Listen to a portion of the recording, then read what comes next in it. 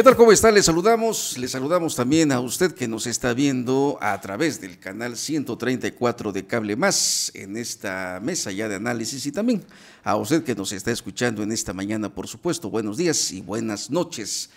Ya estamos en esta mesa de análisis en esta mañana. Roberto Molina, ¿cómo estás? ¿Qué tal, Pedro Luis? Maestro Isidoro, buenos días a todos. Y el maestro Isidoro Yescas también, gracias por estar con nosotros. ¿Cómo estás, Isidoro? Gracias a ti, Pedro Luis, buenas noches. Y buenos días, ¿no? Buenos días, buenas noches.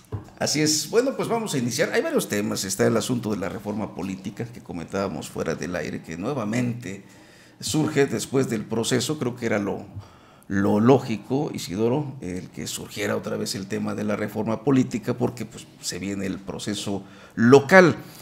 Pero también hay un tema, me han dicho por comentarios que nos hacen llegar, de que es un tema trillado, el tema magisterial.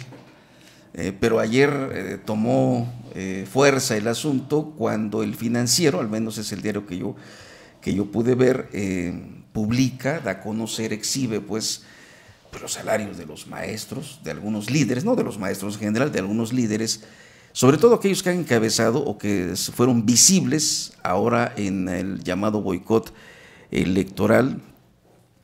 Tenemos a una maestra, por ejemplo, a quien conocen como la Jicayán, que está percibiendo, según este diario, mensualmente 263,000 pesos, entre otros que aparecen ahí, al menos 4 creo aparecen en esa lista, incluyendo a Rubén Núñez Ginés con algo así como 300,000 pesos mensuales.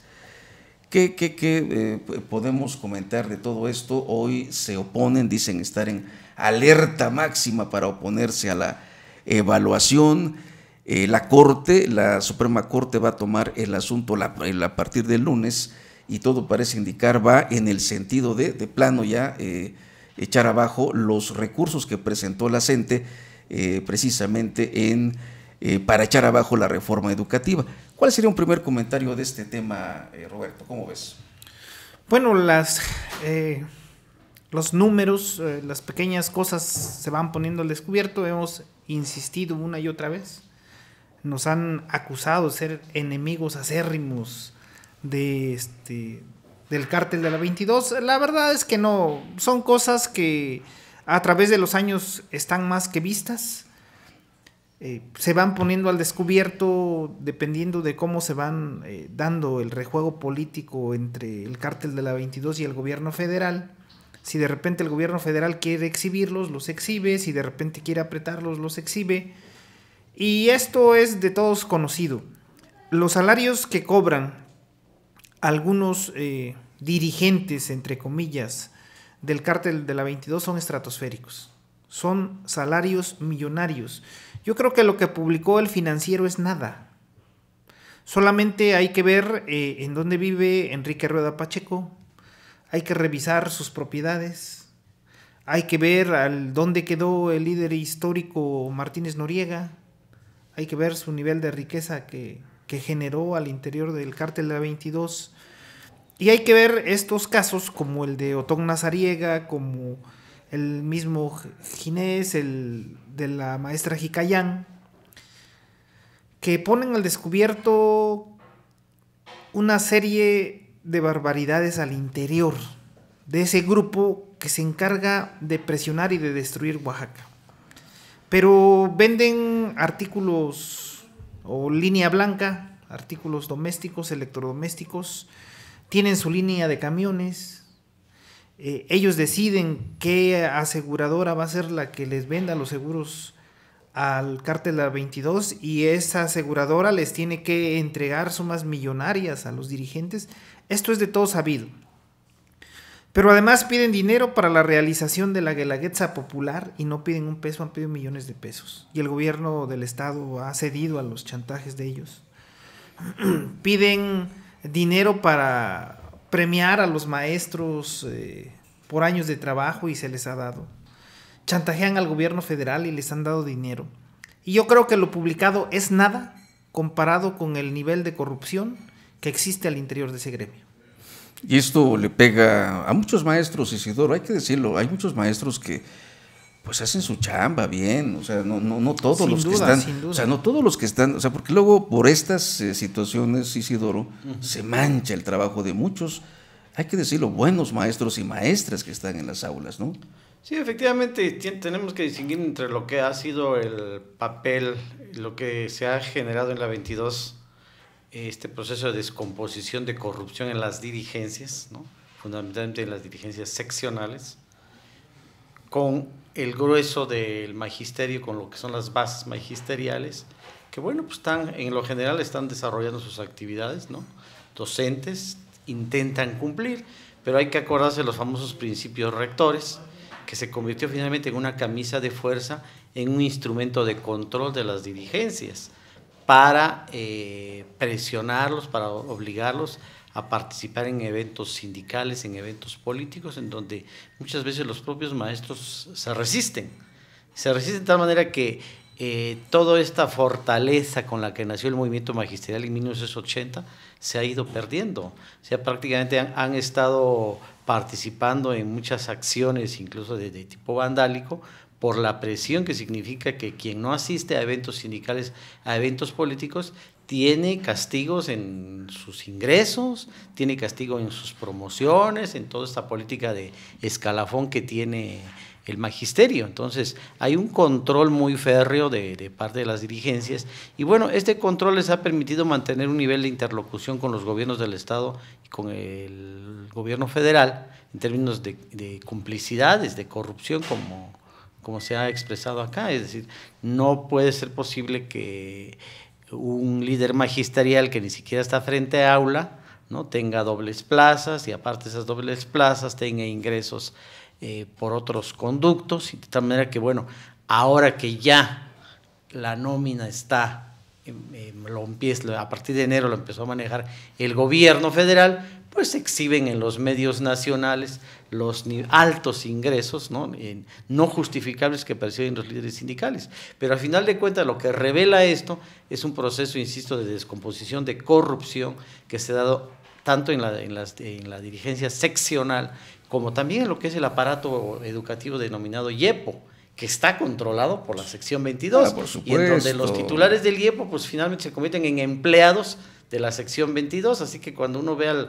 titular del IEPO quererle tirar un arponazo a su homólogo de la SEP, pues es así como un juego, ¿no?, de espejos, en donde pues voy a hacer la finta de que yo sí cumplo con mi trabajo, cuando también es de todos conocido que la autoridad del IEPO se ha visto muy disminuida por los chantajes de la sección 22. Y ahora hasta Emilio Chafet le dice pues casi mentiroso al titular del IEPO, cuando él estuvo jugando con que fue la SEP la que retuvo los salarios y la SEP la que pagó. El titular del IEPO en Oaxaca es un títere del cártel de la 22, no nos queda claro, y es parte del nivel de complicidades que se manejan y de la corrupción que se maneja en la sección 22 y en la nómina y en los negocios del cártel de la 22. Es parte, es un nivel de complicidades, y es un empleado de la sección 22, no puede decir nada.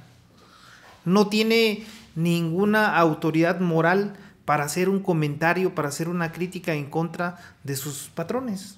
Pues así de sencillo. Así es. Muy bien, vamos a una pausa. Regresamos porque también ya está el diputado Manuel Pérez Morales, Adrián Ortiz Romero, para entrar también a esta mesa de análisis. Estamos con el maestro Isidoro Yescas, estamos con Roberto Molina, y se van a incorporar también Manuel Pérez Morales y por supuesto Adrián Ortiz en unos instantes más. Regresamos.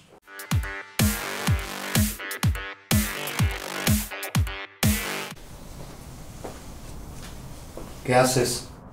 La tarea. ¿Por qué usas esa lupa? No veo bien las letras. ¿Y tus lentes? Me los rompieron. ¿Cómo que te los rompieron? Pues en el recreo me dieron un balonazo y se rompieron. ¿Estás bien? ¿Te lastimaron? ¿Quién fue? Pepe, uno de tercero. Mañana vamos a ir con la maestra y me dices quién es ese tal Pepe. No, papá, ya lo arreglé. ¿Cómo que ya lo arreglaste? ¿Le dijiste a la directora? No, primero hablé con Pepe y luego con el profe de educación física, y quedaron de pagarme los lentes. Te los van a pagar. Pues sí, agarraron la onda todos. Pepe, el profe de educación física y los del equipo de fútbol. ¿Cómo le hiciste? En mis tiempos yo hubiera agarrado a trancazos al tal Pepe. Pues hice lo que tú y mi mamá siempre me dicen. Me han dicho que hablando se entiende la gente.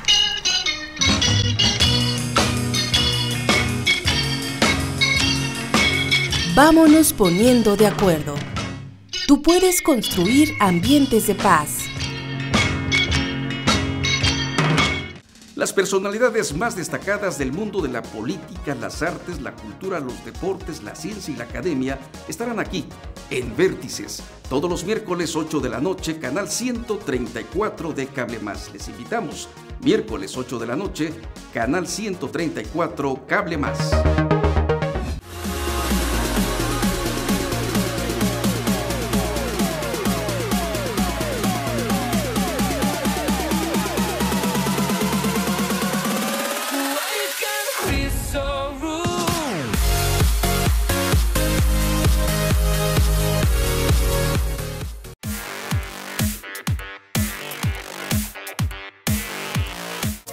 Muy bien, seguimos en esta mesa de análisis. Ya se incorpora también el diputado Manuel Pérez Morales del Partido Socialdemócrata. Manuel, ¿cómo estás? Bien, buenos días amigos, gracias al auditorio. Bueno, debe estar bien, a punto de negociarse la reforma política. No creo que haya un diputado que se encuentre mal en estos días. Bueno, pues yo sería el único malo. Adrián Ortiz. ¿Qué tal? Muy buenos días a todo el auditorio que nos ve y nos escucha por la radio y la televisión. Pues muy contento de estar aquí como cada viernes, agradeciendo el espacio y la oportunidad de platicar con estas personalidades. Buenos días. Bueno, buenas Adrián, noches a quienes nos ven. Hoy viene muy filoso, Adrián, ¿eh? Sí. Cuidado, sí. vamos a ver qué nos dice hoy.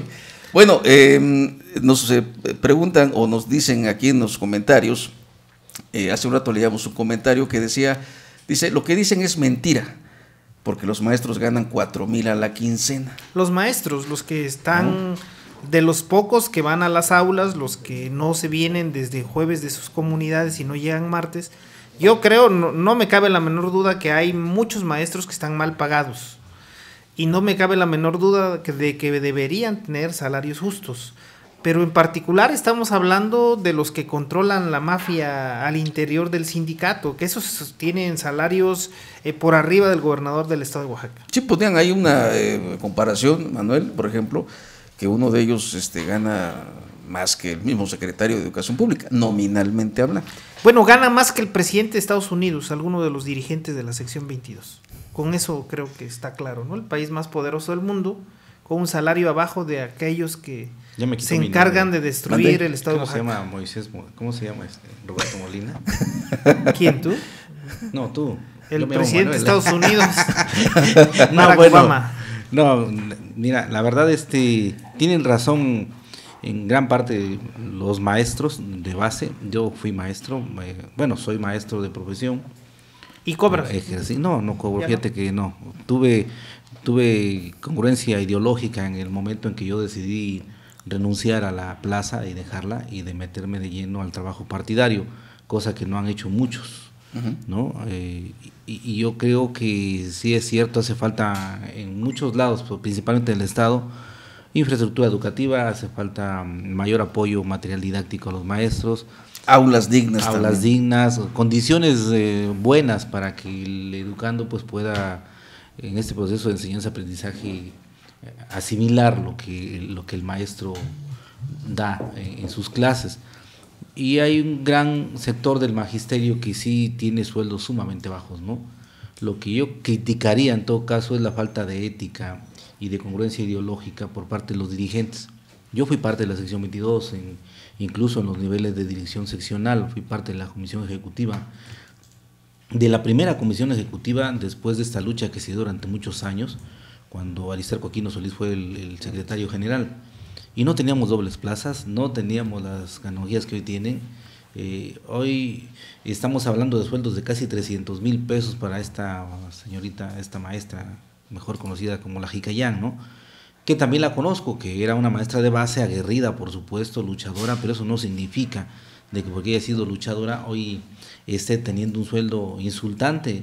Y te lo digo con toda honestidad, ni los diputados que se nos critica y ella es una de las principales críticas hacia los diputados. Ni los diputados, hablo hoy porque soy diputado, tenemos ese sueldo que ella tiene, casi 300,000 pesos, que es vergonzoso, ¿no? ¿Por qué no, en todo caso, cuando exija a ella aumento salarial, en el caso de ella, siendo congruente, exija que se empareje su salario con los demás maestros de base?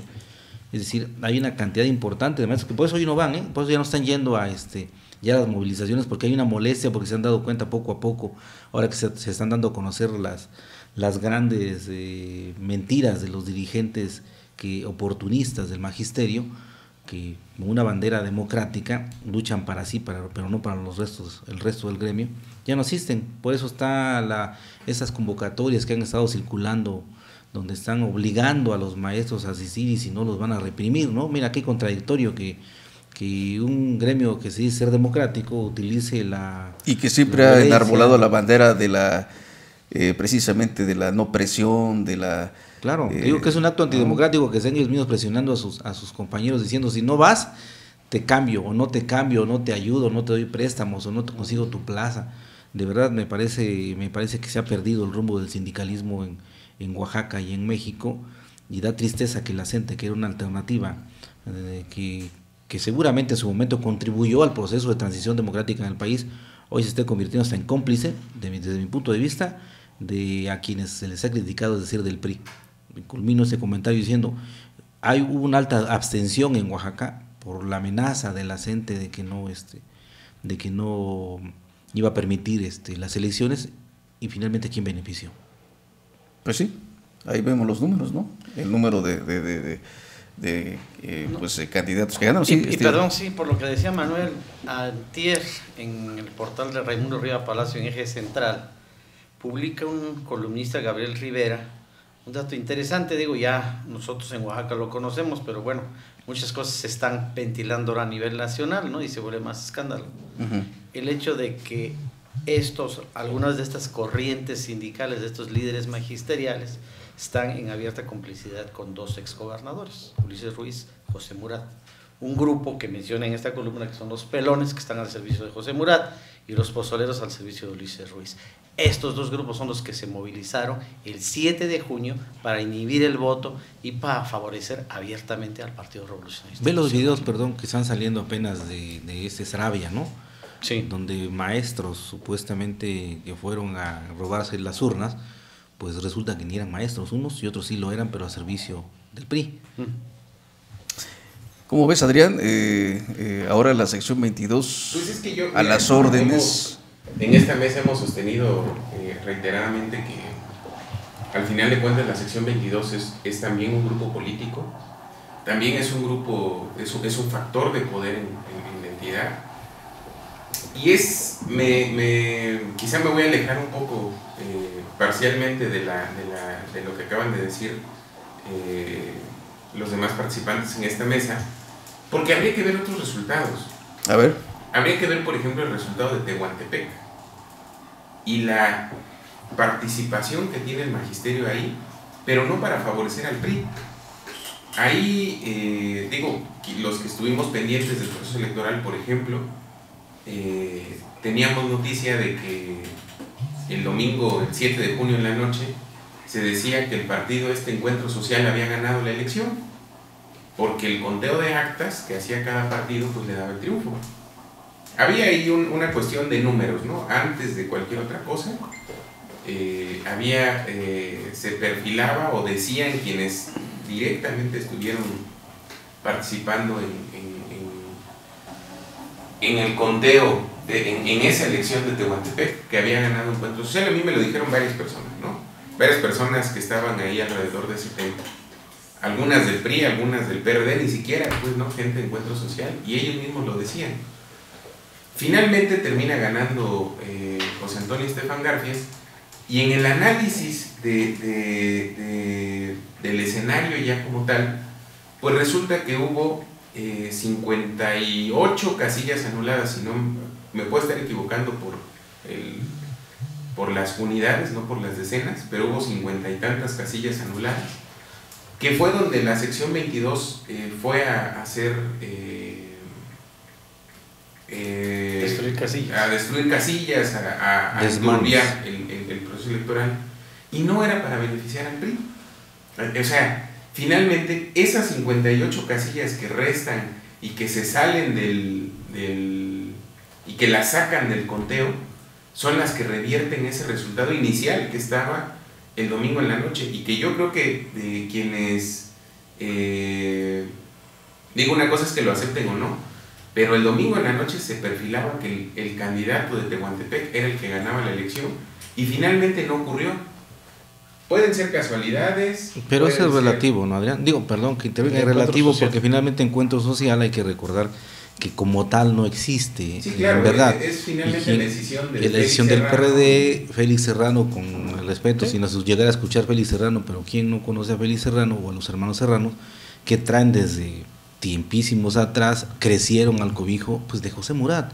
O sea, quien los trae, quien los conduce es José Murat, y obviamente si hicieron algunos desmanes era para tratar no precisamente de ayudar al PRD, ¿no? Era para tratar de evitar que la groserita carretonera de esa zona, perdón por mi exabrupto, pudiera ganar la elección.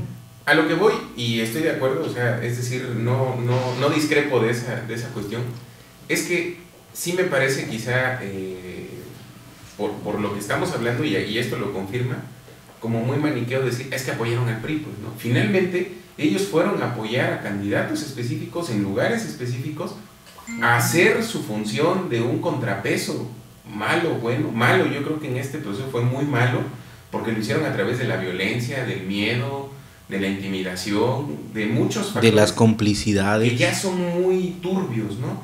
Que ya no responden a ningún tipo de activismo, como todavía lo veíamos hace algunos procesos electorales recientes, al magisterio movilizado como cualquier otro partido político, creando sus estructuras, sacando a la gente a votar, induciendo el voto. Digo, son prácticas no buenas, pero digamos que dentro de la normalidad democrática, o sea, esa normalidad media rara que también tenemos en nuestro país, pues bueno, no era parte de lo que hacía cada grupo. Hoy no, hoy vemos ya, o vimos en este proceso electoral, a una sección 22 ya con otra dinámica, ¿no? Ya una dinámica de un enfrentamiento abierto, ¿no? Y ahí finalmente, sí es cierto, digo, esto que dicen es evidente, pero no fue, digamos, si hubiera sido para apoyar al PRI así, en esa visión cerrada, pues entonces hubieran ido a apoyar a Sofía Castro, y lo que vemos es que apoyaron en unos a uno, en otros a otro, y jugaron sus contrapesos y sus y el papel que les tocaba jugar y sus intereses. De acuerdo a lo que habían acordado. A lo que alguien les tiró línea en cada... No, yo estoy totalmente... Si me permite, vamos a una pausa nada más y regresamos y continuamos con el tema, porque también está el asunto de la reforma política que surge nuevamente en Oaxaca. Vamos a la pausa.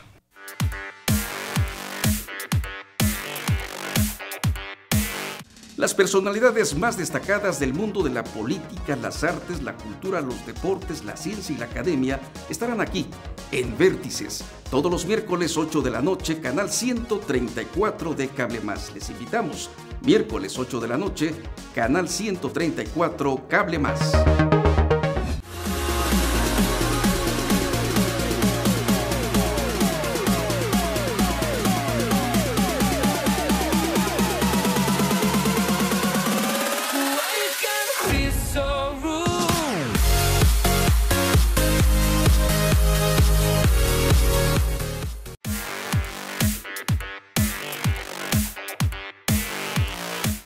Muy bien, seguimos en esta mesa de análisis. Gracias por sus comentarios. Nos dice otra persona, ahorita lo estaba aquí mencionando, dice que que muchos maestros ganan 4,000. Si no nos oponemos, o sea, no estamos diciendo que no ganan algunos quizá esa cantidad. Yo no sé exactamente, o sea, alguien de ustedes sabe cuánto gana el maestro que sale, egresa de la normal y entra por primera vez al sistema educativo.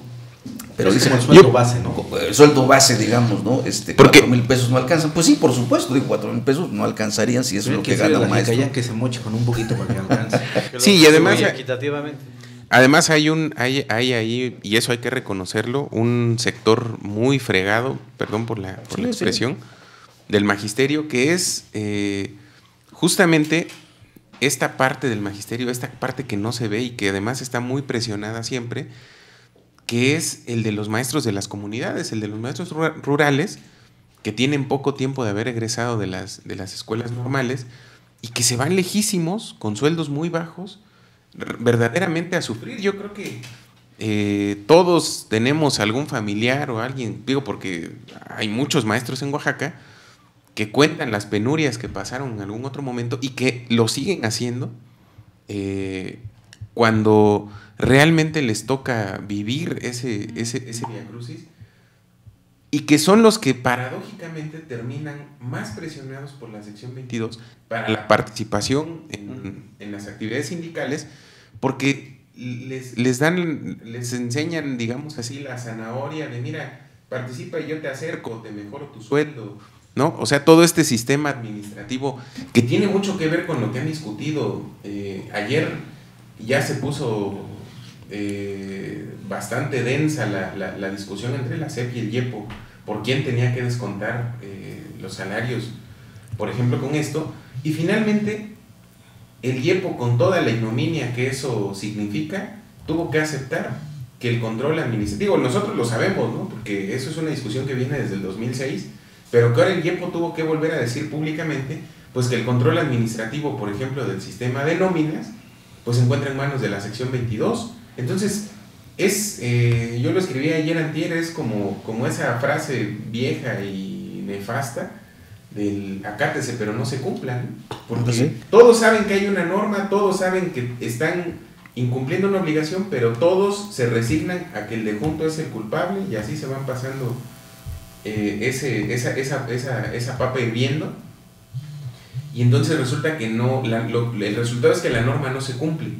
y ese resquicio en el que la norma no se cumple, ese vacío pues lo toma la sección 22 para apretar a todos esos maestros que sí necesitan un beneficio y que ese beneficio tendrían que conseguirlo por competencias y no por participación sindical. Sí, y ahora viene lo de la evaluación a la cual se están oponiendo también.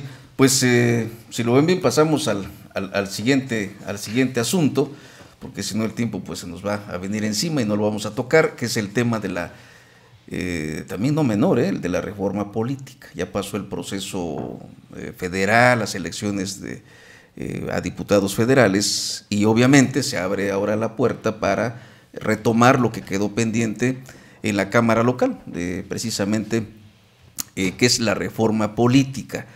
Nuevamente está pues en la discusión si vamos a tener un gobernador de 2 años, presidentes municipales de 2 y también diputados locales de 2 años. La otra propuesta, por cierto, hoy leía algún artículo donde dice que Jesús Romero, Chucho Romero, que ha participado también en esta mesa, plantea 5 años, un gobernador de 5 años. Otros mencionan que no se va a tocar esto, que va a quedar con un gobernador de 6 años. Luego surge el tema de la residencia, bajarla a 3 años. En fin, Isidoro, ahí sí me gustaría que comenzaras tú con tu análisis del tema, ¿no? Bueno, a mí me hubiera gustado que empezara Manuel, pero Manuel, rápido, un minuto. A ver. Yo creo que el tema, desde mi punto de vista, se ha desviado mucho la discusión de la reforma político-electoral. Desde antes de que se iniciaran las campañas de diputados federales, ya venía el tema, ¿no?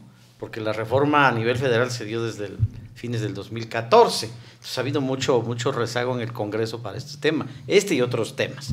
Pero bueno, se centró en el tema de la concurrencia, ¿no? Y después que se perdió mucho tiempo en esta discusión, entraron al tema de la elegibilidad, ¿no? Y en el tema de la concurrencia, 3 posiciones básicamente, 2 años, 5 años y 6 años. Y siguen atorados en ese tema. Y los grandes temas que trae la reforma político-electoral, que es el tema, por ejemplo, de las candidaturas comunes, candidaturas independientes, ¿no? Fiscalización, etcétera, pues no se han abordado. El tema mismo que en Oaxaca es un tema importantísimo porque son 417 municipios, sistemas normativos internos, pues tampoco se tocó. Y tal parece que les ganó el tiempo, porque esto tienen que sacarlo antes del 30 de junio, pues ya les ganó el tiempo y entonces pues, básicamente tendrían que copiar, pegar de la reforma federal y entrarle a los temas, pero siguen, ¿no? Siguen muy en los temas de coyuntura, muy en los temas que les está interesando a determinados partidos políticos, pues de perder el tiempo discutiendo si 2, 5 o 6 años, ¿no? Y obviamente la ley dice, bueno, con una que hagas concurrente ya está resuelto el problema. Y al parecer, pues ya en el tema de los presidencias municipales y de las diputaciones locales, ya por lo menos ahí ya se pusieron de acuerdo que va para 2 años, donde siguen atorados en el tema de la gubernatura. Pero yo me quedaría aquí porque creo que Manuel nos podría dar más elementos ahorita. Porque inclusive leí por ahí un artículo de la compañera Nibón donde decía que daba por hecho, en su análisis obviamente, que bueno, ya estabas de acuerdo, al igual que otros partidos, dice el PSD, en el sentido de 2 años. Bueno, con todo respeto para Nibón, a veces se inventa cosas, ¿no? Como a veces deduce porque algún actor o algún sector que está involucrado en algún tema comenta, ¿no? Y dice es que va por acá o ya se acordó esto. Mira, ¿no? Lo que sí es cierto es que en este momento se han perfilado 2 grandes bloques al interior de la legislatura, cada vez más claro. No hay nada acordado. El bloque el bloque PRI-Verde están en la lógica de una gubernatura de 2 años, o en su defecto, lo meten como una presión, pero en el fondo lo que han dicho es, no vamos a tocar el tema de la gubernatura para que se mantenga como está en la actual legislación, es decir, que se quede a 6 años. Y lo que sí coinciden ellos es en armonizar las elecciones para diputados locales y para presidentes municipales a 2 años. En ese tema pareciera que el otro bloque que conformamos la izquierda y parte de la derecha, pues también coincide en ese tema de 2 años para diputados y 2 años para presidentes municipales. En el caso de gobernador, la tendencia que hoy se trae en este otro bloque de 24 diputados es de 5 años para gobernador, ¿no? Ahí tenemos un problema porque como es una reforma constitucional, se requiere necesariamente 28 votos como mínimo para que cualquiera de los 2 bloques pueda tener estas 2/3 partes y hacer efectiva su propuesta en la votación. Sin embargo, si nos vamos a los números, hoy el bloque PRI-Verde son 18, el bloque de la coalición legislativa que hoy se está trabajando de manera interesante, pues somos 24. Esto obviamente nos trae amarrados, no hay para acá ni para allá, y es un tema seguramente que hay que ceder en algún momento de la discusión. Los demás temas, como dice Isidoro, yo creo que son temas que no van a generar mucha complicación en la discusión porque no hay mayores intereses detrás. Estos 2 generan intereses porque alguien dice, quiere modificar la ley para que en lugar de 5 años sean 3 la residencia y vaya con dedicatoria al hijo de Murat, ¿no? Por eso se reunió en México Murat, la Junta de Coordinación Política, por cierto, ha sido muy cuestionado eso, y yo veo que ambos coordinadores del PRD y del PAN están sumamente golpeados, disminuidos por su propia fracción por esas acciones, ¿no? Y por otro lado el tema de los 2 o 5 años, porque obviamente algunos dicen, ¿a quién le conviene? No, en el fondo no es si le conviene al Estado o no, esa no es la discusión, no están preocupados, de verdad hay que ser claros, no están preocupados, hay 2 años y qué van a hacer, y no, en el fondo es el interés partidario y personal de los precandidatos. Dicen, ¿a quién le conviene 2 años? Unos dicen, no, pues a mí cuando me den un día de gobernador quiero ser gobernador, ¿no? Eso quizás lo diría 24 horas, nada más. Sin costumbres. Pero siendo reales, pues no. Entonces, los demás temas de los candidatos ciudadanos, hay que recordar que es una tendencia que se ha venido fortaleciendo en el país y que no sé hasta dónde la partidocracia lo permita que se siga expandiendo, pero es una tendencia. No creo que tenga muchas discusiones. Seguramente van a mantenerse los mismos candados para que no cualquier ciudadano diga yo quiero ser candidato, porque pues, entonces nos van a hacer a un lado a los partidos, y ese es el miedo que se tiene por parte de la partidocracia. No va a tener mucha discusión el tema de la paridad de género, eso sí, va a pasar, y es una reforma constitucional también, ya la mayoría lo acepta. Los demás temas pues que están en la discusión, el tema de la fiscalización, ya hay una regla nacional, no va a variar mucho, además lo va a fiscalizar ya en el caso de los partidos el Instituto Nacional Electoral, ya lo está fiscalizando. ¿No? Ya no hay mucha discusión. Tenemos efectivamente, algunos dicen el 30 como fecha máxima, partiendo de que son 90 días antes del inicio de la elección, y como está actualmente la legislación y el acuerdo del Instituto Nacional Electoral, tendría que ser hasta el 30 de este mes como fecha límite. Pero algunos plantean que el Instituto Nacional Electoral tiene la facultad para modificar por lo menos algunos días el inicio del proceso electoral. Algunos dicen, no, pues el INE ordena que se inicie a partir de la primera semana de octubre, y esto llevaría a que no 4 días más, 4 días más, domingo 5 de días más, octubre. o 15 días más, que eso le están dando a algunos compañeros diputados como margen para negociación, porque finalmente, termino mi comentario con esto, hay dos grandes bloques que necesariamente van a tener que buscar el acuerdo para que pueda caminar la reforma. Peligroso sería que nuevamente entráramos en omisión, como en el tema educativo, y lo dejáramos que sea simplemente por el transcurso del tiempo y por cumplir con los términos, que se imponga una ley como está a nivel federal. Que se aplique la federal. Muy bien, vamos a una pausa, nos están indicando, regresamos con Roberto Molina, lo veo muy reflexivo sobre este tema, también con Adrián, y sus comentarios, por supuesto, los comentarios que nos está haciendo llegar a esta mesa de análisis en esta mañana. Saludos también a los amigos del canal 134 de Cable Más. Regresamos.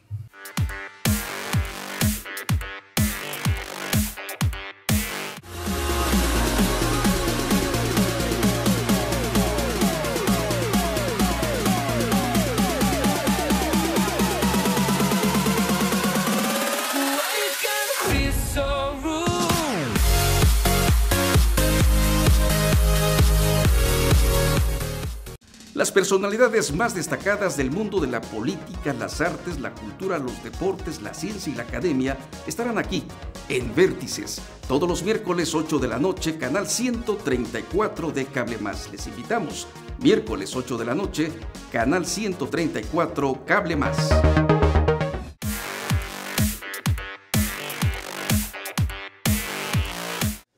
Muy bien, seguimos aquí en esta mesa de análisis. Sus comentarios también son importantes. Dice este mensaje: si te das cuenta, la reforma electoral es para cumplir caprichos de unos cuantos, pero imagínate si es cada 2 años, cuánto vamos a gastar para las elecciones. Mejor que se quede de 6, pésele a quien le pese. Bueno, un comentario que así nos llegó. Dice: no solo dirigentes del magisterio salen beneficiados política y económicamente, también otras organizaciones, como el EPR, el mismo Flavio Sosa, bueno, que en el 2006, dice, por cierto, en la pasada elección vendió el voto. Saludos a Flavio Sosa, gente. que ya lo asustó Jaimito. No está hoy Flavio, a lo mejor pensaron que estaba Flavio aquí en la mesa hoy. No ha estado, pero bueno, pues seguramente. Está opinando ahorita. Ahorita está tratando de subirse a un árbol o de saltar la malla. Saludos al amigo Flavio, donde esté ahorita. Dice: saludos al diputado Manuel Pérez Morales y un agradecimiento de los campesinos de Sachila por el apoyo que nos acaba de dar justo a tiempo para nuestras cosechas. Muy bien, otro más. Y déjame ver que sea presidente. Patrocinado por el Partido Socialdemócrata. Dice: un saludo a todos los de la mesa redonda, dice, ¿no? Y una pregunta al diputado Manuel: si llegara a ganar la presidencia de Sachila, ¿en qué invertirá nuestro erario público? Va a ganar la elección del barrio de San Pedro. Roberto Molina, ¿cómo ves? Qué bueno que me dan la palabra. Mira, conociendo cómo operan los diputados, el día 29 de junio, la comisión permanente va a empezar a tocar el tema de la reforma política, que no hay tal reforma política, y el día 30 en la noche, en lo oscurito, van a aprobarla, ¿no? Solamente están viendo en cuánto van a cotizar su voto. Hay 2 grupos y unos valen más y otros valen menos. En el Congreso hay 3 diputados VIP, que es Nati Díaz, Alejandro Avilés, Félix Serrano, que son los que cotizan bien, cotizan en euros. Luego vienen otros que ya cotizan en dólares, luego vienen los que cotizan en pesos mexicanos y uno en centavos. Solamente van a ajustar cuánto cuesta su voto, porque así operan. te firmo que no van a mover un dedo del tema de la concurrencia con el gobernador. Solamente van a tratar de justificar el precio de su voto modificando el tema de las presidencias municipales y tal vez el de los diputados, que todavía tengo duda porque hay muchos que ya se vieron 3 años y van a protestar, pero sin duda lo de los presidentes municipales sí lo van a modificar. Y también creo que lo del endeudamiento va a pasar, es un tema que está muy de la mano. Estaban muy cotizados hace unos días y cuando se puso al descubierto en los medios, pues le bajaron un poquito, pero yo creo que sí van a estar cobrando una tercera parte de lo que habían ellos más o menos hecho su presupuesto. 15 millones para los VIP, 5 para los que encabezan los partidos y 1 para el resto, ¿no? 1 millón, estamos hablando de millones de pesos. Esto es lo que va a pasar. Los demás temas no les importa, que si las candidaturas ciudadanas no les interesa a los partidos, que si el tema de la fiscalización no les interesa a los partidos, ¿no? Ni a los diputados. Y sí, en este paquete de negociaciones se va a modificar el tema de la residencia.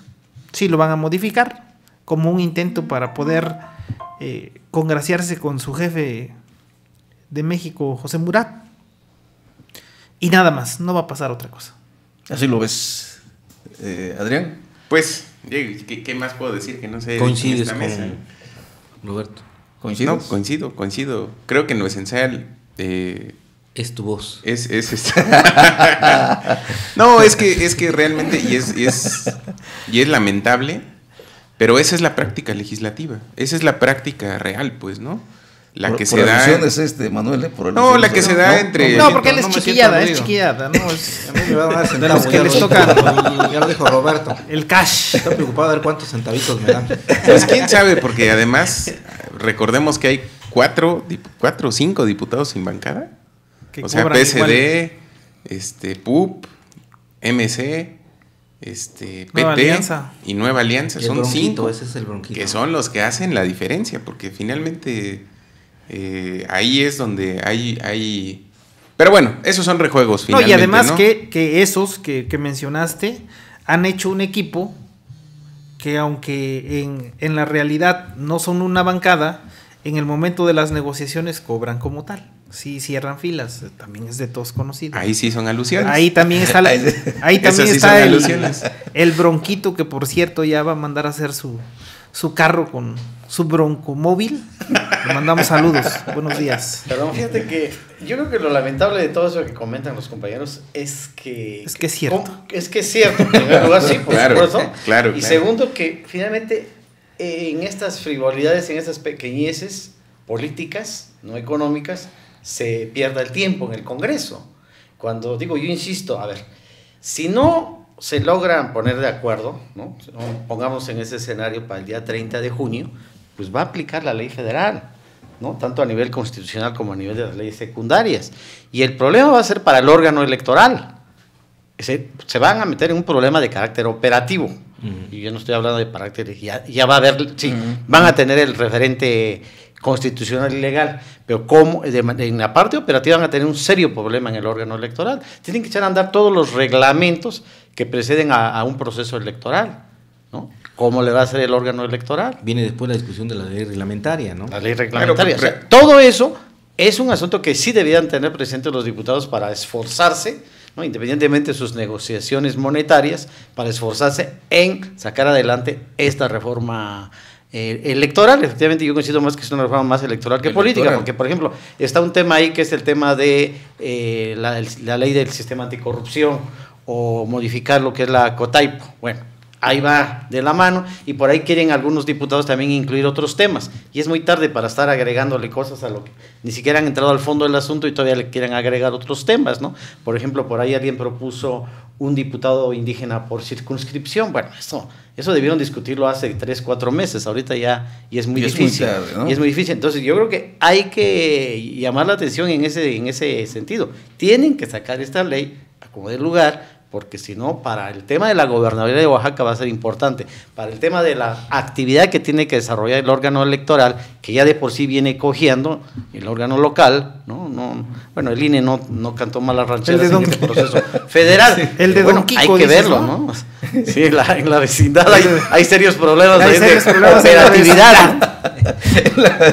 Pues es que eso demuestra que finalmente lo único serio para los diputados es la lucha libre, pues, ¿no?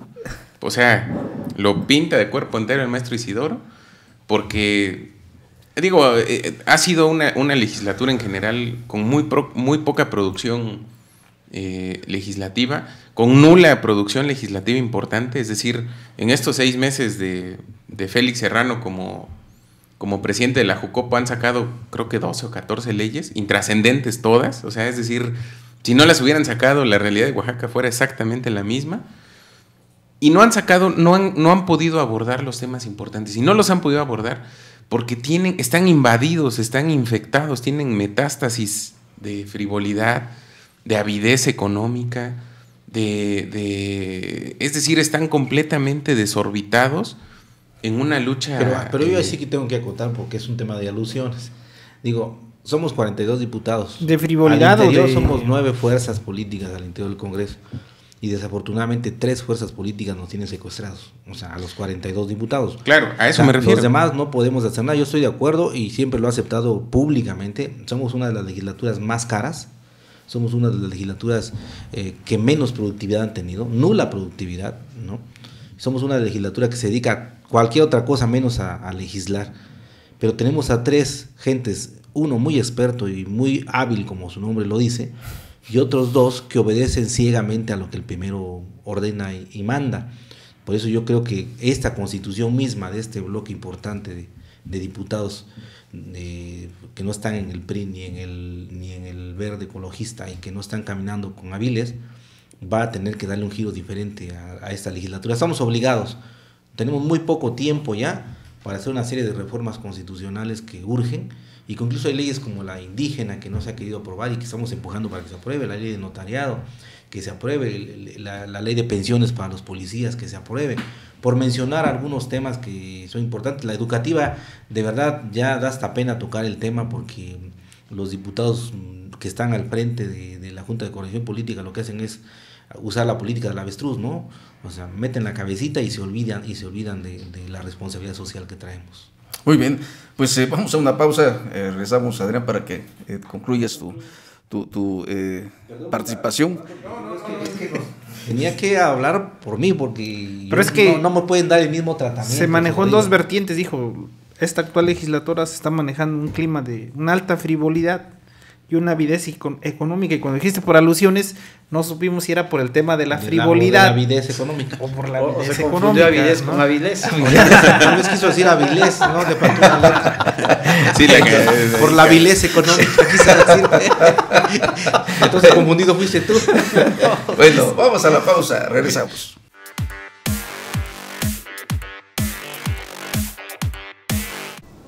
Por eso, es como si yo le dijera, fíjese doctor que me desmayo cada 2 cuadras. Imagínese que usted me respondiera, es por la medicina, en lo que el cuerpo se va acostumbrando. A ver, ¿qué es lo que hace un doctor cuando uno llega enfermo? Pues primero lo checa, después le hace unos estudios, y al final le dice qué enfermedad tiene. Lo diagnostican, ¿no? Pues sí. Y para que se cure el enfermo, hay que darle un tratamiento, o hay que operarlo, o ya de plano ver si no se puede hacer nada, ¿no? Porque si usted fuera doctor, yo ya me hubiera muerto 3 veces. Es la 3ª vez que le traigo el coche y nomás no queda. Mire, por esta, se lo juro, estoy solo, no tengo gente. Todos mis chalanes se fueron a la peregrinación de la Virgencita de Juquila. Honradamente sí, me hicieron falta checarle algunos detalles a su carro. Déjemelo, regrese pasado mañana por él. Eso me hubiera dicho, maestro. ¿Y ahora qué? ¿Cómo le vamos a hacer? ¿Me va a cobrar y además me va a dejar sin coche? No, mire, ya de cuates, no le cobro y se lo dejo al tiro. Nomás porque le quedé mal.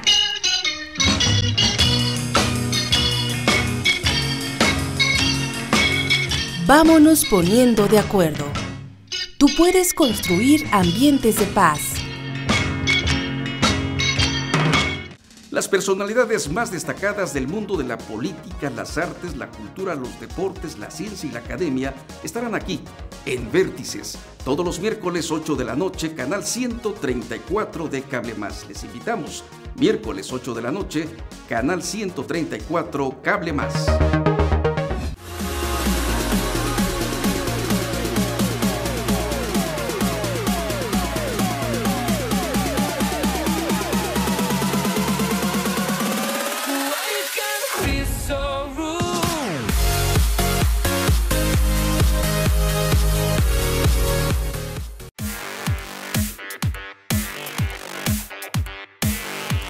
Muy bien, seguimos en esta mesa de análisis. Mensajes, dice Pedro Luis: el día de ayer se presentó el presidente de Valerio Trujano, Herminio Rosas, a Tomellín con gente de Valerio a provocar un enfrentamiento en la agencia municipal.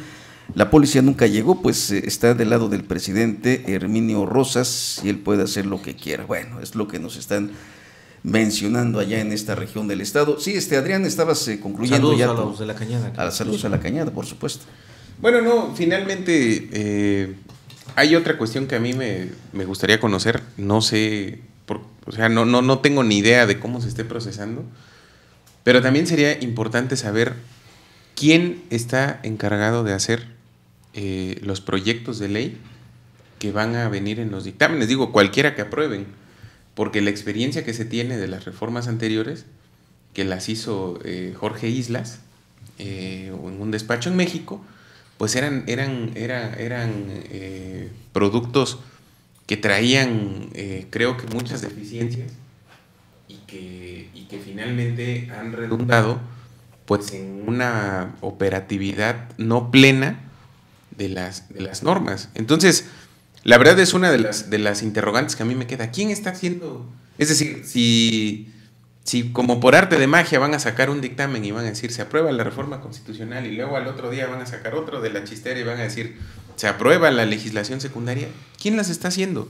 Sabemos evidentemente que las comisiones no lo están haciendo.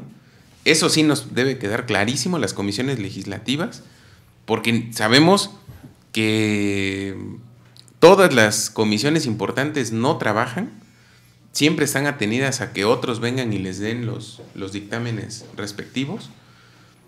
Y la pregunta finalmente sería, bueno, ¿quién la está haciendo? O sea, ¿quién es el encargado de arrastrar el lápiz? ¿Y qué certeza podemos tener de que esa legislación hecha al vapor en el sentido legislativo, es decir, que la van a terminar aprobando, como dice Roberto Molina, al 10 para las 12, el 30 de junio, ¿quién la está haciendo?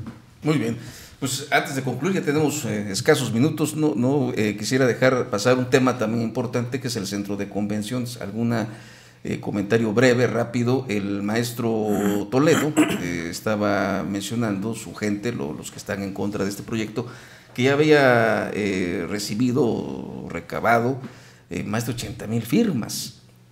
Él ha dicho con las ProWax y otros grupos que se han sumado que no están en contra del proyecto, sino más bien del lugar donde se pretende construir. ¿Algún comentario, Roberto? Bueno, tú te das cuenta que algo está mal cuando los voceros oficiales empiezan a utilizar todo su tiempo defendiendo un proyecto del gobierno.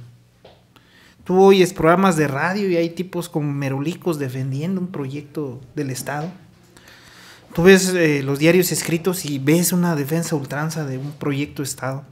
Lo mismo en medios digitales, lo mismo en televisión.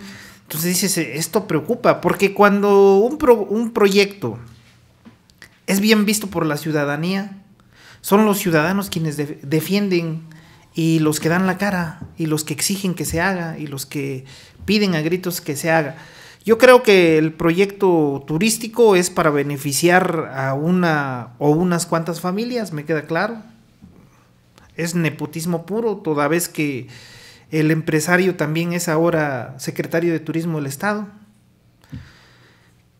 Creo que al maestro Toledo le asiste la razón, como le asistió la razón en el tema de ese elefante que tenemos en Cinco Señores, cuando dijo, va a ser una mole de cemento, y todos dijeron, no, ya va este viejito otra vez con sus jaladas, y pasó el tiempo, y ya viéndolo objetivamente dices, qué cosa tan fea tenemos en Cinco Señores. Yo creo que va a trastocar el entorno que tiene el cerro, si ya lo habían modificado con ese monumento al quesillo como techo. Creo que otra vez va a sufrir una agresión en el entorno visual del cerro. Y lo peor, yo creo, si me dices si hay necesidad de tener un centro de convenciones, yo creo que sí. Sí, claro.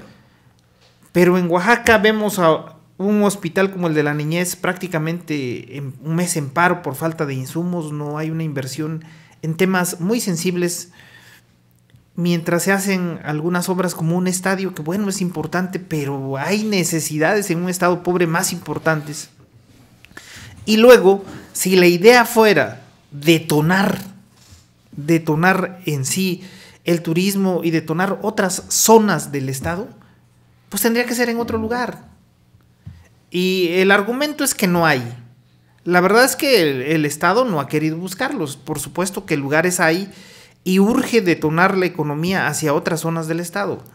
Yo te pongo un ejemplo así sencillito. Si hubiera el interés, quitaran a los ambulantes que tienen en el Parque del Amor, hicieran las negociaciones con el IMSS para utilizar todos los terrenos, comprar todos los terrenos que fueron del Triplay, por ejemplo, y ayudar a detonar la economía en esa parte de las colonias marginadas que tenemos por la zona de San Martín, San Juanito, Santa Anita, etcétera. O sea, esto es un ejemplo. Si nos ponemos a buscar, por supuesto que hay.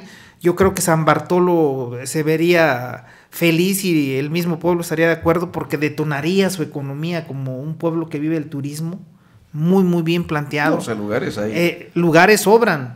Lo que pasa es que los intereses perversos son para beneficiar a una gente que se encuentra con un cargo público y que se está ahorita desempeñando como secretario de Turismo. Tenemos 2 minutos, Isidoro. Sí, rápidamente yo coincido con lo que dice Roberto. Yo creo que aquí hay un elemento importante que, si se hacen leyes es para aplicarlas. Si tenemos una ley de participación ciudadana que nunca se ha aplicado, bueno, pues hay una figura que se llama plebiscito referéndum. ¿Por qué el gobierno del Estado, si se asume que tiene toda la razón, si dice que ya se cumplieron con todos los requisitos legales a nivel federal, a nivel estatal, a municipal, bueno, que se vaya a referéndum? Y el maestro Toledo dijo, yo tengo 80,000 firmas. ¿Cuántos trae el gobierno del Estado? Muy sencillo, ¿no? Pongámoslo a eso, porque si no, bueno, pues yo me acuerdo que en el caso de la Velaria, ¿no?, que es herencia del Uliciato, pues se dijo también que se iba a someter a consulta ciudadana, ¿no? Se llevó a cabo. Hagamos este ejercicio de consulta ciudadana con el tema del centro de convenciones y que sea la ciudadanía la que decida. Así es, Manuel. No, coincido plenamente con los compañeros, porque además no creo, seguramente es necesario el centro de convenciones, pero no se puede ir en contra de la opinión pública, en contra de la sociedad, si no se utilizan los medios como los que hoy menciona Isidoro. Legalmente hay figuras que pueden hacer que cualquier obra sea legítimamente aceptada por la ciudadanía. Hay que irse a la consulta, ¿no? Y además se ve muy mal porque y ha generado mayor ruido porque se está haciendo junto al hotel del secretario de Turismo. Eso es lo que de alguna manera molesta e incomoda a un sector de la sociedad. Así es, menos de un minuto. Sí, finalmente ahí yo creo que el tema, uno de los 2 temas graves, uno es la cuestión de la consulta, y 2 es el conflicto de interés que hay, que es evidente y que lo niega el secretario de Turismo con una sorna, además, que la pura sorna ofende. Cinismo. Pues, ¿no? Un cinismo que ofende en sí mismo, pues, ¿no? Entonces yo creo que sí, coincido con lo que dice el maestro Isidoro. Tendrían que echar a andar los mismos mecanismos de participación ciudadana que se aprobaron en este gobierno al inicio, en la reforma de abril de 2011. Tendrían que echarlos a andar también para demostrar que sus mecanismos, por los que tanto se vanaglorian como un gobierno democrático, se cumplen, ¿no? Se cumplan y se hagan realidad. Muy bien. Diputado Manuel Pérez Morales, gracias. Roberto Molina, gracias también por tu presencia, por tu participación. Adrián Ortiz, gracias. Gracias. Maestro Isidoro Illescas, gracias a todos. Gracias también, y sobre todo, gracias a usted que nos ve y nos escucha. Muchas gracias. Que tenga un excelente día.